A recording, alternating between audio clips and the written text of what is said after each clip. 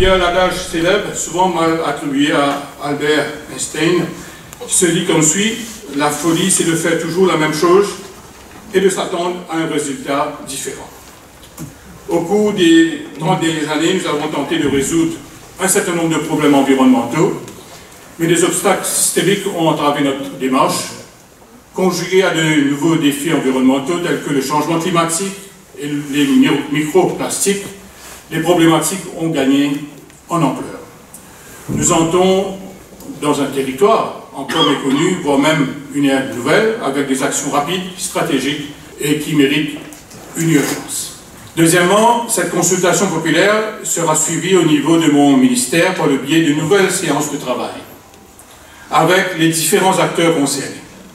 Notre but est d'étayer les idées discutées, les peaufiner et les transcrire en actions concrètes étalées sur le court et moyen terme.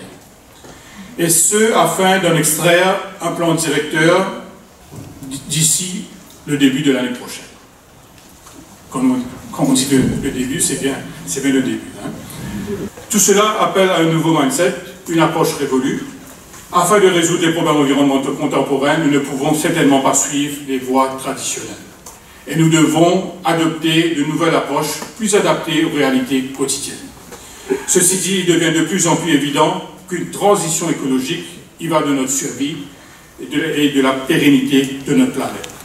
À cette fin, nous insisterions que les méthodologies innovantes soient utilisées lors de l'élaboration de nos nouveaux documents stratégiques afin de cerner préoccupations soulevées lors des consultations ainsi que celles à venir, pour qu'on puisse venir de l'avant avec ce plan stratégique crucial pour l'avenir même de notre pays. Nous aurons besoin de vos connaissances et de vos compétences pour nous aider à élaborer notre nouvelle politique, notre stratégie, nos plans d'action et d'investissement environnemental. J'ai eu aussi l'occasion d'assister à certaines des discussions, des débats très animés, mettant en évidence la passion que nous partageons tous de l'environnement.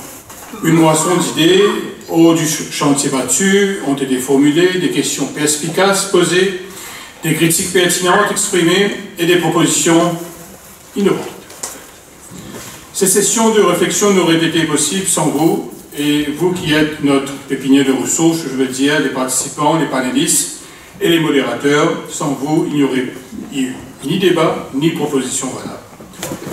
Par exemple, on note des manquements par rapport au cadre législatif, ainsi que l'application des lois existantes, un chevauchement des responsabilités des institutions existantes, une dépendance accrue aux énergies fossiles, un manque de communication entre les acteurs nationaux, une mauvaise planification urbaine, un manque de préoccupation et de responsabilité du public, une approche fragmentée par rapport à la protection de la biodiversité, des lacunes au niveau du financement ou de la fiscalité environnementale, ainsi qu'une zone côtière et d'autres écosystèmes en surchauffe face au développement.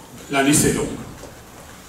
Heureusement, la posture de ces assises n'a pas été celle de la confrontation, et cela malgré le fait que chacun de nous vient des divers horizons et opère dans des cadres différents. On a su privilégier un dialogue respectueux entre acteurs de la société civile, des secteurs économiques et du secteur public.